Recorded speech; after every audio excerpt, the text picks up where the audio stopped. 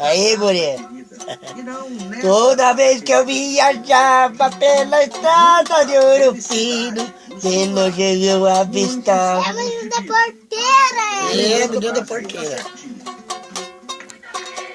Vivia discutindo, quando o berrante ia passando, não ia tocando. Olha, no caminho desta vida, muito espinho eu encontrei.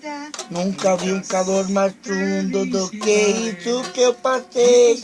Na minha viagem de volta, qualquer coisa eu timei. Vendo a porteira fechada e o menino não avistei. Apiei do meu cavalo no ranchinho berrachão. E uma mulher chorando, foi saber qual a razão. Boiadeiro veio tarde, fez a cruz do estradão. Quem matou o meu filhinho foi um boi sem coração. Olha os dedinhos aqui.